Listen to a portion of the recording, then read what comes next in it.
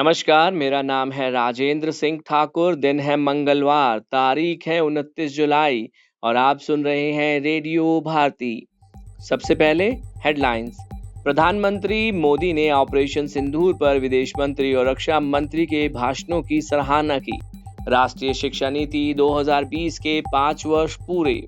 Nigeria के उत्तरी जामफारा राज्य के गांव से अपहरण किए गए लगभग 38 लोगों की अपहरणकर्ताओं ने हत्या कर दी।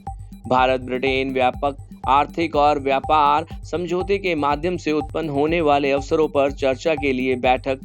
आज किन शेयरों में दिख सकती है मूवमेंट? लिस्ट में L&T, ONGC, बॉस और NTPC ग्रीन शामिल हैं। प्राइवेट बैंक का मुनाफा 684 करोड़ रुपए गिरा। ब्याज से होने वाली आय 4,640 करोड़ रही। भारत ने वर्ल्ड यूनिवर्सिटी गेम्स में 2 स्वर्ण 5 रजत सहित 12 पदक जीते। तेजस्विनी शंकर ने विस्लाव जाफियावास्की मेमोरियल एथलेटिक्स मीट में बनाया नया रिकॉर्ड। अब खबरें विस्तार से। प्रधानमंत्री नरेंद्र मोदी ने कल लोकसभा में ऑपरेशन सिंदूर पर चर्चा के दौरान विदेश मंत्री डॉक्टर एस जयशंकर और रक्षा मंत्री राजनाथ सिंह के भाषणों की सराहना की है। प्रधानमंत्री ने सोशल मीडिया पोस्ट में इन भाषणों को उत्कृष्ट और गहरी सूझबूझ भरा बताया है। राष्ट्रीय शिक्षा नीति 2020 के आज 5 वर्ष पूरे हो रहे हैं। राष्ट्रीय शिक्षा नीति भारत के विद्यालय को ज्ञान प्राप्त करने के ऐसे स्थानों में बदलने की महत्वाकांक्षी योजना है जहां शिक्षा केवल पाठ्य पुस्तकों, अंकों या रटने तक सीमित ना रहे। पिछले 5 वर्ष में इस नीति ने भारत में अधिक समावेशी, शिक्षा केंद्रित और भविष्य अनुरूप शिक्षा प्रणाली की नींव रखी है। नाइजीरिया के उत्तरी जामफारा राज्य के गांव से अपहरण किए गए लगभग 38 लोगों की अपहरणकर्ताओं ने हत्या कर दी, जबकि उनकी रिहाई के लिए फिरौती का भुगतान किया गया था।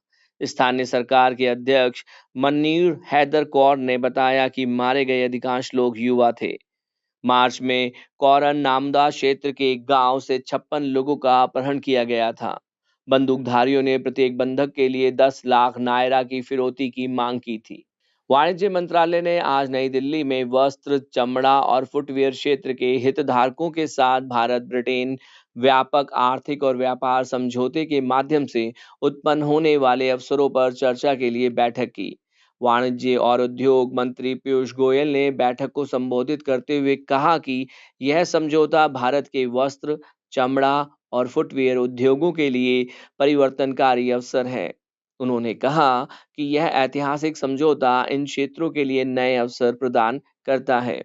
भारत अमेरिकी ट्रेड डील में देरी, विदेशी संस्थागत निवेशकों द्वारा बिकवाली और पहली तिमाही के कमजोर नतीजों के चलते सोमवार को सेंसेक्स 572.07 अंक या 0.70% की गिरावट के साथ 80,891.02 और एनएसआई का निफ्टी 50 यानी कि 156.10 अंक या 0.63% की गिरावट के साथ 24,680.90 पर बंद हुआ। इस साल की शुरुआत से विवादों में घिरे रहे देश में प्राइवेट सेक्टर के इंडस बैंक ने पहली तिमाही के नतीजे जारी कर दिए हैं। इंडस बैंक एक्सचेंज को दी फाइलिंग में बताया गया है कि 30 जून 2025 को समाप्त तिमाही में बैंक के नेट प्रॉफिट में 684 की गिरावट आई है। यह गिरावट लोन में कमी और संभावित बैड लोन के लिए प्रोविजनिंग में वृद्धि के कारण हुई है। भारत ने जर्मनी में आयोजित वर्ल्ड यूनिवर्सिटी गेम्स में 2 स्वर्ण, 5 रजत और 5 कांस्य सहित कुल 12 पदक जीते हैं। राइनर रूहर में भारतीय दल ने पदक तालिका में 20वें स्थान पर रहते हुए अपना अभियान समाप्त किया।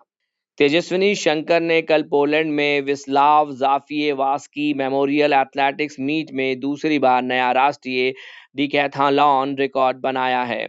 उन्होंने अपने पिछले सर्वश्रेष्ठ 7,666 अंकों को पार किया और 7,826 अंकों के साथ चौथा स्थान हासिल किया।